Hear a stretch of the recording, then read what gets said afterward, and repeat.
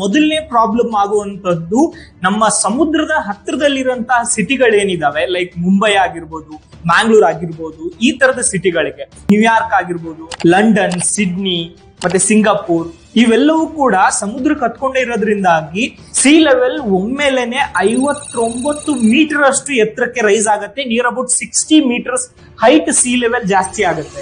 ಎಲ್ಲ ನೋಡಿದ್ರು ನಿಮ್ ಕಣ್ಣಿಗೆ ನೀರ್ ಕಾಣಿಸ್ತಿರುತ್ತೆ. ಕೋಸ್ಟಲ್ ಏರಿಯಾಗಳಲ್ಲಿ ಸುಮಾರು 3 ಬಿಲಿಯನ್ ಗಿಂತ ಹೆಚ್ಚಿನ ಜನ ಜೀವನ ಮಾಡ್ತಾ ಇದ್ದಾರೆ. ಸೊ ಇವ್ರೆಲ್ರಿಗೂ ನಿರುದ್ಯೋಗಿಗಳಾಗ್ತಾರೆ. ಮತ್ತೆ ಒಂದೇ ಸರಿಗೆ ನುಗ್ಗುವಂತಹ ಸಮುದ್ರದ ನೀರ್ ಏನಿದೆ, ನಮ್ಮ ಫ್ರೆಶ್ ವಾಟರ್ ಸೋರ್ಸ್ ಏನಿದಾವೆ, ನದಿಗಳಾಗಿರ್ಬೋದು, ಕೆರೆಗಳಾಗಿರ್ಬೋದು, ಈ ಎಲ್ಲವಕ್ಕೂ ಕೂಡ ಸ್ಪ್ರೆಡ್ ಆಗುತ್ತೆ. ಸಾಲ್ಟ್ ವಾಟರ್ ಆಗಿ ಕನ್ವರ್ಟ್ ಆಗಿರೋದ್ರಿಂದಾಗಿ ಎಲ್ಲರೂ ಕೂಡ ಒಂದು ಫ್ರೆಶ್ ವಾಟರ್ ಕ್ರೈಸಿಸ್ ನ ನಾವು ಫೇಸ್ ಮಾಡ್ಬೇಕಾಗತ್ತೆ. ಮತ್ತೆ ನಾನು ನಿಮ್ಗೆ ಇನಿಷಿಯಲಿ ಏನು ಪ್ರಾಣಿಗಳನ್ನ ಅಂಟಾರ್ಟಿಕಾದಲ್ಲಿ ತೋರಿಸಿದ್ದೆ, ಅವೆಲ್ಲವೂ ಕೂಡ ಕೊಲ್ಯಾಪ್ಸ್ ಆಗಿ ಹೋಗ್ತವೆ. ಅವುಗಳು ಬದುಕುವಂತ ಚಾನ್ಸ್ ಲೆಸ್ ದೆನ್ 5% ಇರುತ್ತೆ. ಇದೆ